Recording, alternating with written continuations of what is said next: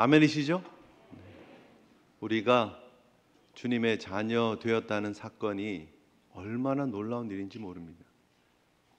사실 이해하기도 어렵고 사실은 받아들이기도 어려운 사건이지만 성경은 우리가 하나님의 놀라운 은혜로 하나님의 자녀가 되었다고 선언하고 있고, 또 우리는 그 믿음으로 오늘도 하나님 앞에 나와 예배하고 있는 줄 믿습니다. 하나님의 자녀로서의 그 기쁨, 감격, 그 놀라움을 잊지 않고 살아가시는 저와 여러분들 되시기를 주님 이름으로 축복합니다. 네. 그래서 우리는 행복한 사람들이에요. 우리로 기인한 것이 아닌 하나님의 은혜로 하나님의 자녀가 되었기 때문에 놀라운 거예요. 그리고 하나님께서 우리를 하나님의 자녀로 불러주시고 하나님의 나라를 위해서 믿음의 여정을 걷게 해주셨어요. 그리고 그 모든 여정을 감당할 수 있도록 성령님을 보내주세요. 그리고 그 일을 하고 나면 우리에게 의의 면류관, 생명의 면류관이 준비되어 있는 줄 믿습니다. 이 땅에서 노벨상 받는 거 굉장히 큰 일이죠. 이번 주 내내 뉴스가 노벨상 이야기입니다. 그렇죠? 감사하고 감격스러운 일이죠. 오늘도 교회 와서 어떤 집사님이랑 이렇게 목례하고 들어가려고 그랬는데 목사님 하고 불러요.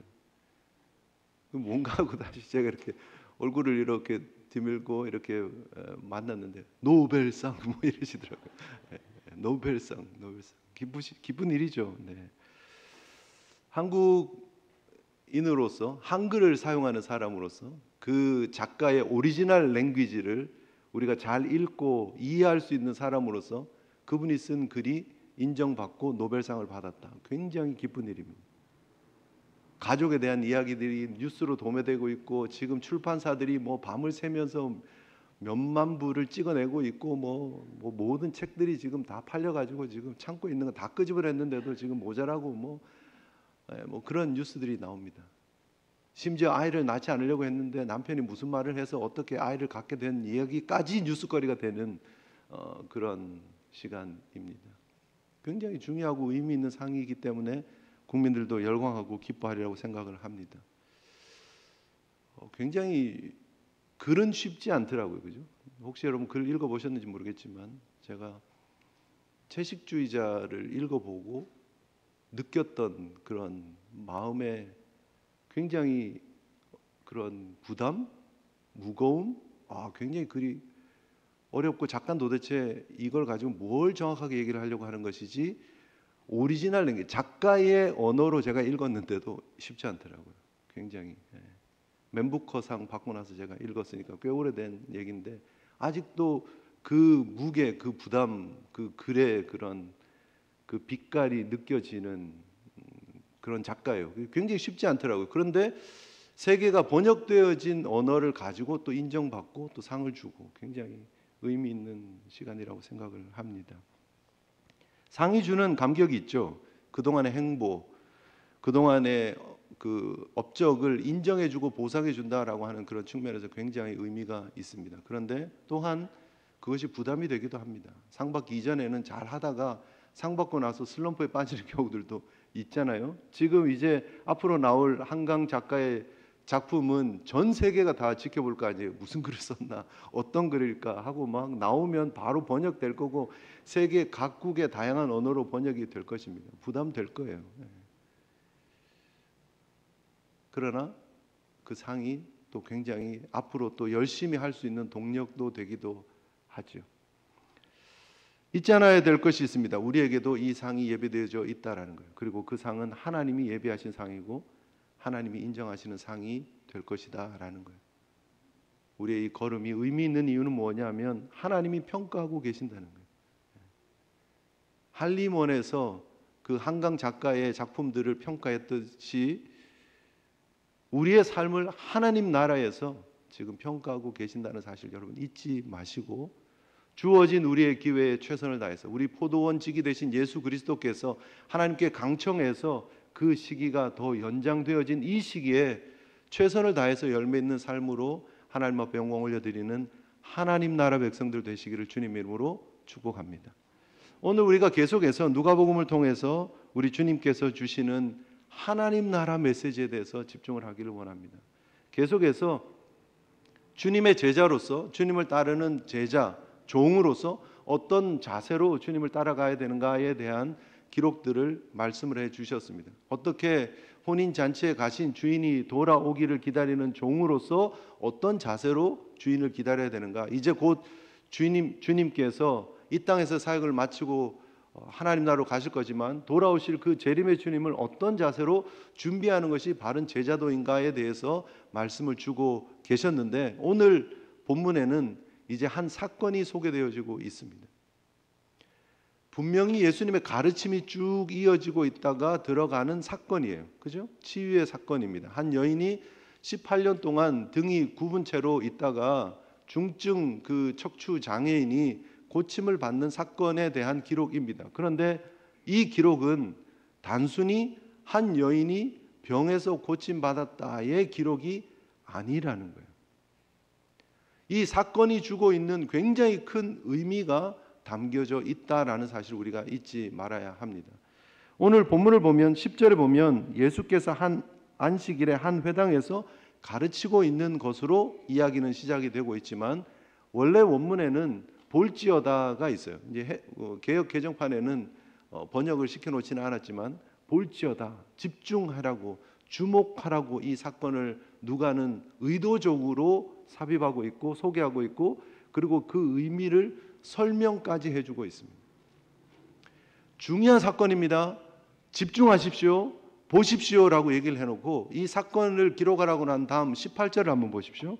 18절에 보면 이 사건의 결론이 이미 나고 난 다음에 모든 사람이 그 일을 통해서 영광을 느끼고 영광을 올려드리고 그리고 그 일을 기뻐했다라고 기록을 했잖아요. 17절 끝나는데, 그리고 18절에 이렇게 이어집니다. 그러므로 예수께서 이르시되 하나님의 나라가 무엇과 같을까? 내가 무엇으로 비교할까? 라고 하면서 이어지는 비유를 말씀하십니다.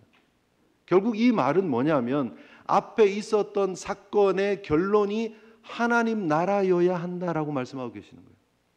한 여인이 병에 걸렸다가 고침을 받는 이 사건, 노임을 받는 이 사건, 자유하게 되는 사건, 그리고 이 안식일의 진정한 의미를 드러내는 진정한 회복이 이루어진 이 안식의 사건은 이 여인으로 국한되어지는 것이 아니라 복음의 은혜를 누리게 되는 하나님 나라의 백성들이 누리게 되는 하나님의 역사의 결과물이다라고 표현하고 있는 거예요. 그래서 이 사건은 그냥 단순히 한 사람이 고침받았다의 사건이 아니라 바로 이것이 복음의 전체적인 그림을 보여주고 있는 사건이다라는 거예요. 그래서 굉장히 의미가 있고, 우리가 이 한 여인의 고침받는 사건을 통해서 하나님 나라, 복음, 그리고 그 복음을 선포하시는 예수 그리스도의 의미를 잘 발견하고 기억하는 것이 너무너무나 중요할 것입니다. 오늘 이 사건은 18년 동안, 굉장히 긴 시간 동안 한 사람이 정말 참 계산하며 기다리며 이렇게 카운트하기에는 굉장히 긴 시간이죠. 뭐 6개월도 아니고 1년, 2년, 3년도 아니고 10년이 넘어 18년입니다. 굉장히 긴 시간이에요. 그런데 그 긴 시간 동안 사실은 이유도 모르고 의사에게도 갚았겠죠. 가족들이 백방으로 노력을 했겠죠. 그런데 그 힘든 시간 아무런 대책도 없이, 해결책도 없이 힘들고 어려운 고통의 시간들을 보내었다라는 거예요. 허리가 완전히 굽어져 있는, 척추가 굽어져 있는 그런 모습이에요. 우리가 옛날 시골에서 평생 농사 짓고 밭일 하시던 그 어르신들의 모습들을 보면 허리가 이렇게 굽어진 채로 굳어져 가지고 허리를 제대로 펴지 못하는 어르신들이 있죠. 그죠? 그래서 지팡이를 짚고 허리를 완전히 굽혀서 땅을 쳐다보면서 이렇게 걸어가시는 모습들 우리가 충분히 상상할 수 있잖아요. 얼마나 힘들까요?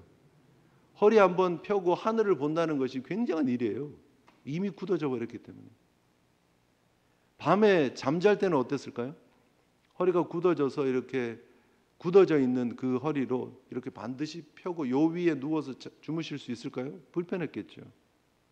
그래서 아마 옆으로 주무시지 않으셨을까? 이 여인도 그랬을 거예요. 한평생 자기가 기억할 수 있는 한평생은 늘 허리가 구부러져서 펴지 못하는 모습이었고, 그로 인해서 땅만 쳐다보는 인생이었고, 답답하고 힘든 육신 때문에 자신의 온 삶이 망가져버린 가족들도 어쩌면 포기했을지도 모르고요. 사회에서는 손가락질 받고 지탄 받았을지 모릅니다. 왜냐하면 과거 고대 근동의 사회는 사람이 아프고 병들면 무슨 이유가 있다라고 생각했기 때문이죠. 그래서 무슨 죄가 있었을 거야. 무슨 말 못할 어떤 이야기가 있을 거야. 그래서 지금 저렇게 고통당하고 있을 거야 라고 항상 어떤 그 사필 규정의 관점에서, 권선징악적 관점에서 사건들을 바라보는 시대였다라는 거예요. 억울하기 그지없죠. 이유는 하나였어요. 사실 성경은 지금 이 여인이 어떤 여인이었는지, 어떤 배경을 가지고 있는지, 어디 출신인지 뭐 그런 거 이야기를 하지 않습니다. 그저 이 여인은 원치 않게 귀신에 사로잡혀서, 사탄의 세력에 사로잡혀서 몸을 운신할 수 없는 그런 답답한 인생을 살고 있었다에 초점이 있는 것이고, 그 인생을 예수 그리스도께서 고쳐주셔서 회복시켜 주시고 자유함을 주시고 진정한 안식을 누리는 삶으로 바꿔주셨다에 있는 거예요. 그래서 우리가 이 사건을 바라보면서 우리가 편협적인 그런 것들을 보면서 이렇게 막 너무 궁금해할 필요가 없습니다. 오늘 본문 그리고 이 우리가 이미 살폈던 문맥은 이 사건이 하나님 나라의 관점에서 바라보는 사건이다라고 분명히 설명을 해주고 있기 때문입니다. 결국 여러분, 우리의 인생을 통해서 하나님이 드러내시기 원하시는 하나님의 뜻은 어디에 있는가? 하나님 나라의 관점에 있어요. 정말 중요한 부분입니다. 예수 그리스도께서 이 땅에 오셔서 선포하셨던 것이 회개하라, 천국, 즉 하나님의 나라가 가까이 왔다는 거예요. 예수 그리스도께서 선언하셨던 그 하나님의 복음의 핵심은 하나님의 나라예요. 즉 하나님이 통치하시고 다스리는 나라가 이제 도래한다예요. 그리고 거기에 합당하게 회개하고 하나님 나라 백성다운 삶으로 준비하며 나아가라예요. 그 회개는 뭐예요? 하나님이 준비하신 예수 그리스도를 메시아로 믿고 따르고 인정하고 그분을 주인으로 삼으면 된다에 있는 거예요. 삶의 노선을 세상에서부터 하나님으로 바꾸고 그 하나님이 보내신 독생자 예수 그리스도를 믿으면, 그 길을 바꾸면 하나님 나라의 백성으로 하나님께 인정받는 삶, 하나님의 자녀가 되는 삶, 하나님의 양자가 되는 삶, 천국을 꿈꾸는 삶을 살아갈 수 있다라고 말씀하고 계시는 거예요. 모든 핵심은 하나님의 일하심에 있고 모든 핵심은 하나님의 전적인 구원의 계획 안에 있다라는 거예요. 여러분, 우리가 오늘 하나님 앞에 나와서 예배하고 있는 이 모습을 잘 평가하고 잘 기억하고 잘 정리할 필요가 있어요. 내가 내 의지로 하나님 앞에 나왔다가 아니라는 거예요. 전적인 하나님의 은혜로, 하나님의 사랑으로 우리가 하나님 나라의 그 계획의 완성에 포함되어져서 우리의 인생의 스토리가 이어지고 있고, 그 하나님의 은혜 가운데 우리가 하나님을 믿게 되고 성령의 도우심 가운데 우리가 구원의 은총 가운데 들어오게 되고 우리가 하나님 앞에 예배하는 하나님의 백성이 된 줄 믿으시기를 바랍니다. 전적인 하나님의 은혜예요. 물론 오늘 본문을 보면 이 여인의 참 칭찬받을 만한 모습이 있어요.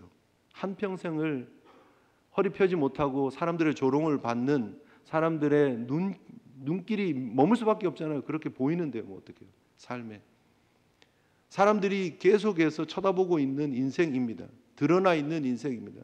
굉장히 사람들을 피하고 싶어 하는 상황이 될 수 있어요. 그런데 이 여인은 흔들리지 않습니다. 그리고 오늘 예수님이 찾아오실 그 회당에서 여전히 하나님의 말씀을 듣고 있고 하나님의 은혜를 구하고 있는 모습이었다는 거예요. 18년이 지나도록. 굉장하지 않습니까? 그런데 여러분, 그 굉장한, 어떻게 보면 굉장한 믿음의 모습, 그리고 그 여인이 고침받고 난 이후에 보이는 반응이 하나님께 영광을 올렸다. 사실 여러분, 만약에 해결되지 못하는 문제가 18년 동안 여러분의 삶을 짓누르고 있는데 그게 해결되었어요. 복받쳐 나오는 울음이 터져 나올 것 같지 않습니까? 힘들어서, 억울해서, 원망스러워서 한숨 짓던 그 인생들, 시간들이 생각이 나면서 하나님 앞에, 하나님 왜 이렇게 힘들게 하셨습니까? 라고 하는 그런 시간이 될 수도 있어요. 혹은 집으로 막 달려가서 엄마, 아버지 내가 이렇게 고침 받았어요 라고 하면서 이렇게 편 허리를 보여주면서 고추든 자신의 몸을 보여주면서 마을 사람에게, 가족들에게 보여주고 싶은 시간일 수도 있어요. 그런데 이 여인은 하나님께 영광을 올렸습니다. 제가 보기에는 꽤 괜찮은 여인이에요. 하나님의 은혜에 정말 합당하게 반응하는 그런 귀한 모습이에요. 그럼에도 불구하고 우리가 기억해야 될 것은 이 여인이 은혜를 받을 조건과 자격을 갖추었기 때문에 이 여인에게 은혜가 주어진 것이 아니다는 거예요. 이 여인이 행한 것이 하나님의 베풀으신 그 은혜에 비하면 100분의 1, 1000분의 1, 만분의 1, 아니 100만분의 1도 되지 않는다는 거예요. 이 아침에 우리가 잊지 않고 하나님 앞에 설 때마다 기억해야 될 것이 뭐냐면 나의 나된 것은 전적인 하나님의 은혜이지 나의 공로나 업적이 아니다는 사실을 인정하고 나가셔야 된다는 거예요. 오늘 누가가 강조하고 있는 사건은 사실은 이 여인이 이 은혜를 받기에 합당한 행동을 한 것이 아무것도 나열되어지지 않았다라는 거예요. 주님을 바라보면서 주님 소문 들었습니다. 저 좀 불쌍히 여겨주십시오. 저 좀 고쳐주십시오 라고 한 적이 없었다라는 거예요. 오늘 성경의 기록은 전적인 하나님의 은혜였음을 말하고 있습니다. 오늘 성경은 뭐라고 얘기를 합니까? 18해 동안 귀신 들려 앓으며 꼬부라져 조금도 펴지 못하는 여인이 있었는데 바로 예수님에게 포커스를 맞춰서 예수님께서 보시고 불러 이르시되 여자여 내가 내 병에서 놓였다 선언하시는 데서 출발하고 있다는 거예요. 예수님은 그 여인의 형편을 누구보다도 잘 아셨습니다. 그리고 그 여인을 보셨고 그 여인을 향해서 자유함을 선포하셨습니다. 그리고 그것으로 끝난 것이 아니라 당시에는 사실 다들 기피할 수밖에 없는, 안 하려고 했던, 사실 병들렸던 여인에게 몸을 대는 것이고요. 그리고 남자와 여자가 우리 동양적인 유교적인 생각으로만 이렇게 나눠져 있는 것이 아니라 고대 근동에 특히 유대 사회에서 남자가 여성을 터치한다는 게 굉장히 보편적이지 않는 일입니다. 그런데 예수님은 그 여인에게 안수하셨어요. 손을 대시고 기도해 주셨어요. 그리고 나니까 이 여인이 고침을 받는 거예요. 이 둘 다 수동태 형태로 표현되어지고 있습니다. 여자여 내가 내 병에서 놓여졌다라는 거예요. 내가 이 병을 놓은 게 아니에요. 내가 나를 사로잡고 있던 이 마귀의 권세에서, 사탄의 권세에서, 그 병에서 놓여졌다라는 거예요. 풀려졌다라는 거예요. 그리고 여자가 곧 펴고, 본인이 편 게 아니라 펴짐을 당하고라고 하는 게 사실은 그런 더 의미가 맞는 번역이에요. 내가 한 게 아니에요. 펴짐을 당한 거예요. 은혜가 나에게 임하고 나니까 나에게 그런 역사함이 나타나지게 된 거예요. 우리의 삶도 마찬가지입니다. 복음이 우리에게 주어지고 나니까 내가 아닌 하나님의 전적인 은혜로 하나님의 나라가 보이기 시작하는 거예요. 예수 그리스도가 믿어지기 시작하는 거예요. 하나님께서 선포하시고 우리에게 은혜로 주신 그 새하늘과 새 땅이 그리워지는 거예요. 예수 그리스도의 재림이 기다려지는 거예요. 그래서 이 땅에 우리가 비록 살지만 내가 이 땅에 속한 자가 아니라 하나님 나라 백성이라는 것을 인정하며 드러내며 사는 거예요. 바로 그것이 하나님이 우리에게 주시는 놀라운 은혜인 줄 믿으시기를 바랍니다. 하나님 나라의 본질은 어디에 있습니까? 진정한 하나님 주신 자유함을 누리는 거예요. 진정한 하나님의 안식을 누리는 거예요. 그분의 통치와 주권을 인정하면서 그분의 다스림 안에서 살아가는 것, 그것이 하나님 나라인 줄 믿습니다. 사랑하는 성도 여러분, 우리가 하나님의 놀라운 은혜 가운데 하나님 나라 백성이 되었습니다. 물론 우리가 죽고 나서 새하늘과 새 땅 천국에 들어가서 하나님과 영원히 동고동락하겠지만 이미 지금 우리에게 이루어진 하나님 나라에서 자유함을 누리시고 안식을 누리시는 저와 여러분들 되시기를 주님 이름으로 축복합니다. 사탄 마귀는 우리를 움켜쥐려고 해요. 계속해서 자신의 휘하에 두려고 해요. 그러나 여러분, 그것은 사탄이 우리에게 주는 거짓말입니다. 이미 우리는 노임을 받았고 예수 그리스도의 십자가와 부활로 우리에게 새 생명이 주어진 줄 믿으시기를 바랍니다. 어둠의 세력은 더 이상 우리에게 아무것도 하지 못해요. 두려워하지 마세요. 염려하지 마세요. 근심하지 마세요. 여전히 우리의 삶에 아픔이 있고 어려움이 있을 수 있지만 그것을 통해서 하나님 앞에 영광을 돌리게 하기 위한 하나님의 세팅이지, 그것이 우리가 사탄의 그런 노예라고 하는 흔적과 증거는 아니다는 거예요. 이미 노임받은 하나님의 백성으로 안식일의 주인이신 우리 주님 바라보며 믿음으로 전진하시는 저와 여러분들 되시기를 주님 이름으로 축복합니다. 이 앞에 이미 우리가 살폈지만 누가복음 6장 1절부터 11절에 보면 예수님께서 제자들과 함께 밀밭 사이로 지나가다가 제자들이 밀을 이렇게 훑어가지고 손을 비벼서 먹어버렸어요. 먹는 것까지는 괜찮은데 이게 타작을 한 게 되는 거예요. 추수를 한 게 되는 거예요. 그 문제가 있어가지고 갈등이 한 번 있었죠. 안식일에 대한 문제로. 예수님께서 결론적으로 하신 말씀이 뭐냐면 인자가 안식일의 주인이시다. 그 안식일의 주인이라고 선언하셨던 그 예수님께서 오늘 13장을 통해서 그 안식일의 진정한 의미가 무엇인지를 보여주고 있는 거예요. 특별히 이 회당장은 사실 회당의 책임자입니다. 오늘로 얘기를 하면 뭐 교회 담임 목사다 이렇게 이야기를 해도 돼요. 근데 한번 생각을 해보세요. 담임 목사님이 회당 멤버가 한 명 있었는데 18년 동안 아파요. 힘들어요. 늘 뭘 해줄 수 있는 방법은 없었어요. 그런데 어느 날 예수님이 왔어요. 그리고 그 사람을 고쳐줬어요. 그러면 기뻐하고 막 난리 아닙니까? 회당에 잔치를 하겠습니다. 머리 이래야 되는 거 아닙니까? 그런데 그 회당장이 초치고 있어요. 이 기쁨의 시간에 이 안식일을 어긴 예수님을 향해서 어큐즈하고 있는 거예요. 그리고 사실은 예수님을 향해서 하고 있는 얘기가 아니고 자기를 지지하고 따를 것 같은 사람들을 향해서 하고 있는 얘기예요. 왜 이 사람이 지금 안식일날 이 안식일을 범하고 환자를 고쳐주었느냐라고 얘기를 하고 있는 거예요. 나머지 엿새가 있는데 왜 그 엿새 동안 안 하고, 안식일인 줄 알면 예수님이 제대로 율법을 지키는 사람이었으면 그 여인에게 오늘 안식일이니까 내일 꼭 오라고 내가 고쳐주겠다고 얘기를 해야 되는 거 아니냐라고 지금 따지고 있는 거예요. 다른 사람들에게 웅성웅성하면서. 그때 하셨던 말씀이에요. 예수님께서 외식하는 자들아. 회당장뿐 아니라 그 회당장과 맞장구를 치고 있는, 하나님의 복음이 선포되어지는데 그 복음을 거부하고 있는 자들을 향해서 외식하는 자들이라고 얘기를 합니다. 무엇이 본질인지 무엇이 의미인지 깨닫지 못하고 반대하고 있는 사람들.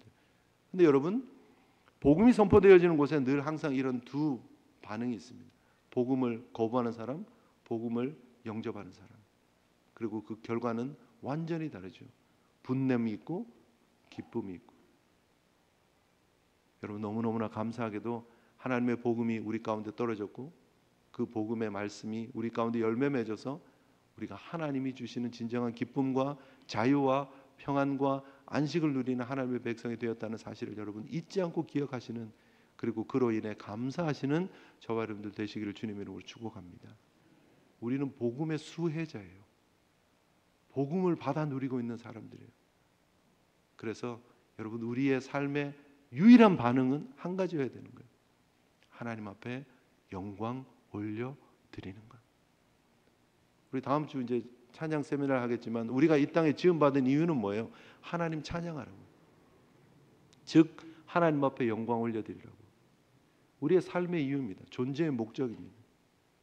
우리가 한 게 아무것도 없었는데 복음이 선포되어지고 우리를 하나님의 자녀로 삼아주셨고 우리를 하나님 나라 백성으로 불러주셨다는 사실이에요. 계속 반복되어지는 것 같아서 좀 죄송하지만 여러분, 오늘 이 사실을 잊지 않고 기억할 수 있는 저와 여러분들 되시기를 주님의 이름으로 축복합니다. 그리고 내가 한 게 하나도 없어요. 그리고 이것은 전적인 하나님의 은혜예요.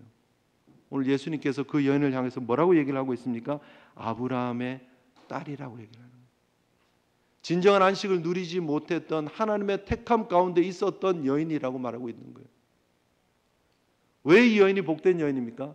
하나님의 택함 가운데, 하나님의 구원의 계획 가운데 있었기 때문에, 아브라함의 딸이라고 부름을 받고 예수님이 지금 보냄받은 그 사역을 통해서 이 여인에게 진정한 자유와 안식을 주셨기 때문이죠. 여러분, 하나님이 우리를 얼마나 사랑하십니까? 하나님이 독생자 예수 그리스도를 이 땅에 보내주시기까지 사랑하신 거예요. 그것이 하나님이 세상을 이처럼 사사의 본질이죠. 얼마나 사랑하셨으면 독생자 예수를 이 땅에 우리의 몸을 입고 이렇게 태어나게 하셨느냐 하는 거예요. 성육신 그 자체가 하나님의 사랑입니다.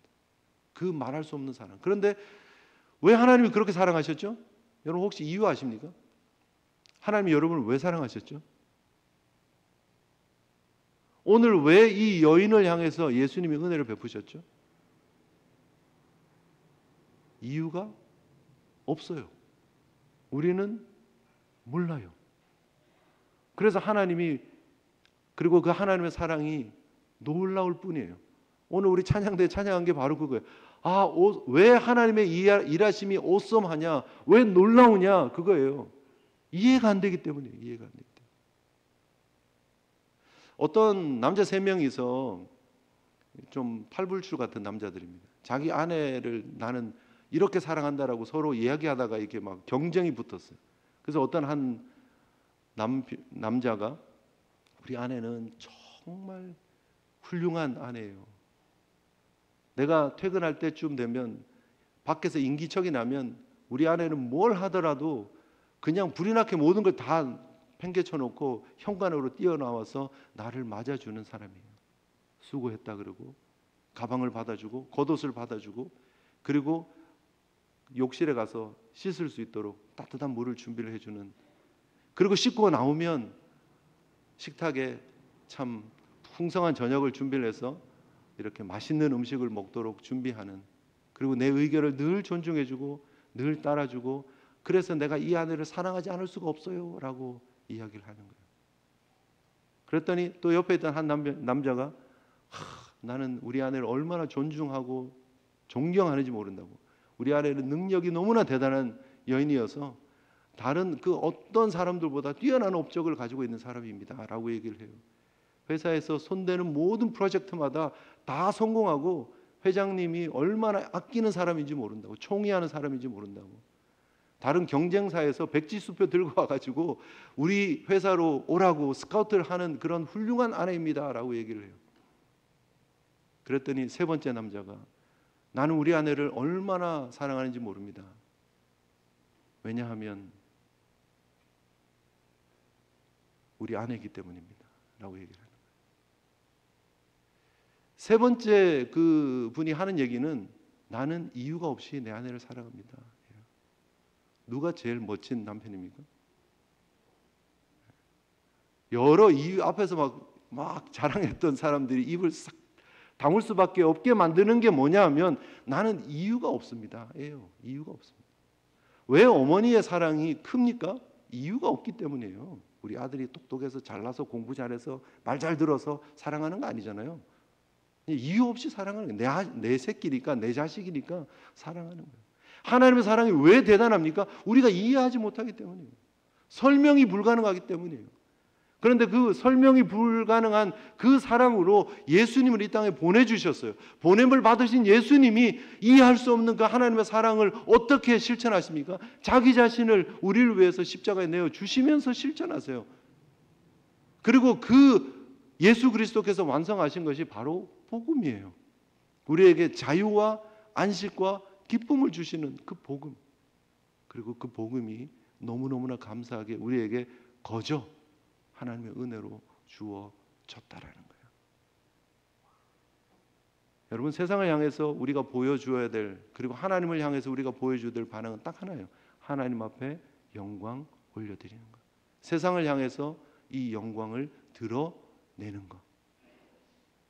삶의 분명한 이유를 새롭게 발견하시는 저와 여러분들 되시기를 주님 이름으로 축복합니다. 복음 때문에 우리가 사는 거예요. 복음 때문에, 그 사랑 때문에, 설명하고 이해할 수 없는 그 사랑 때문에 우리가 살아가는 거예요. 열매를 왜 맺어야 됩니까? 복음 때문이에요. 아무리 생각해도 내가 사랑받을 이유가 없는데, 세상은요, 여러분, 사람들을 어떻게 평가합니까? 세상적인 기준의 가치를 가지고 평가를 해요. 이 자본주의 사회에서는 어떻게 평가합니까? 돈이 얼마나 많으냐 가지고 평가하는 거예요. 그 사람이 돈이 얼마나 많이 가지고 있고 얼마나 그 사람이 돈을 쓰느냐에 따라서 대우받고 평가받는 거예요. 그래서 비행기를 탈 때 퍼스트 클래스 먼저 툭 들어가는 거예요. 왜요? 돈 많이 냈기 때문에. 그 다음 비즈니스 들어가는 거예요. 그 다음 이코노미는 그냥 이코노미로 대접받는 거예요. 억울하지만 어떻게 해요? 돈 낸 게 다른데 뭐 어떡하겠어요? 받아들여야죠. 세상은 그렇게 평가해요.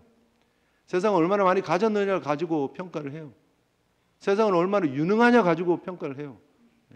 한강 작가가 이제는 이전과 이후가 또 완전 달라지겠죠. 그죠? 그 업적을 보고 평가를 해요. 또 세상은요, 외모 가지고 평가해요. 잘생기고 이쁘면요, 대우 받아요. 그게 세상이에요. 근데 하나님은요, 하나님의 나라는요, 어떤 조건인지 모르겠어요. 전적인 하나님의 주권과 은혜로 우리는 하나님 나라 백성이 되는 거예요. 여러분, 그래서 감사한 거 아니에요? 그래서 감격스러운 거 아니에요? 내가 한 건 아무것도 없는데 그저 무조건적인 하나님의 사랑으로, 무조건적인 하나님의 은혜로 우리가 하나님의 자녀가 된 거예요. 하나님 앞에 영광 올려드리는, 우리가 하는 거는요, 하나님이 기쁘시대요. 우리가 하는 행동들, 우리가 하는 그 사역들, 뭐 사실 엄청난 것도 아닌데 하나님 우리 보고 기뻐하신대요. 그리고 하나님의 시선이 우리를 향해 있다라는 거예요. 너무 감사하지 않습니까? 사랑하는 성도 여러분, 세상 바라보며 부러워하지 마시고, 세상의 평가 때문에 낙심하지 마시고, 하나님의 나라 백성으로, 하나님의 사랑받는 자녀로, 하나님의 안식과 기쁨과 자유를 누리는 주의 백성으로 담대한 믿음의 여정을 잘 걸어가시는 저와 여러분들 되시기를 주님 이름으로 축복합니다. 그저 행복하시면 돼요. 그저 기뻐하시면 돼요. 항상 기뻐하시면 되는 거예요. 쉬지 않고 기도하시면 되는 거예요. 범사에 감사하시면 되는 거예요. 그것이 그리스도 예수 안에서 우리를 향하신 하나님의 뜻이라니까요. 그 뜻 가운데서 살아가시는 저와 여러분들 되시기를 주님 이름으로 축복합니다. 그래서 오직 예수로 살면 되는 거예요.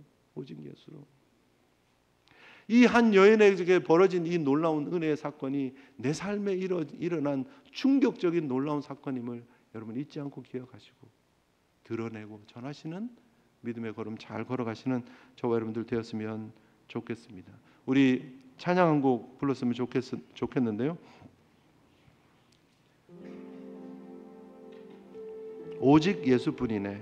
우리 함께 가사를 잘 생각하시면서 우리의 믿음의 고백을 담아서 함께 찬양하며 또 기도하며 나갔으면 좋겠습니다.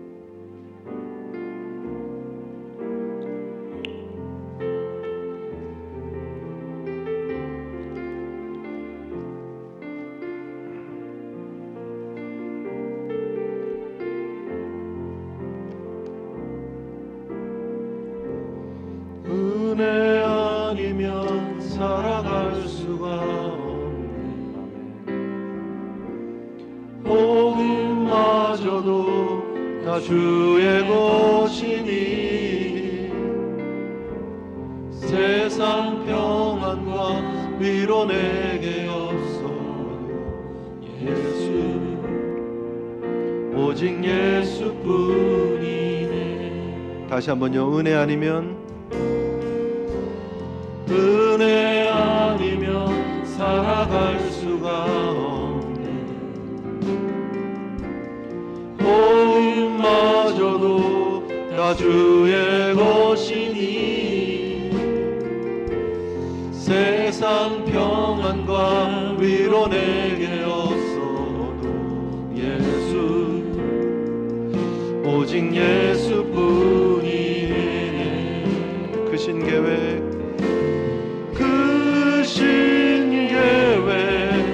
다 볼 수도 없고 작은 고난에 지쳐도 주께 묶인 나의 모든 삶 버티고 견디게 하시네.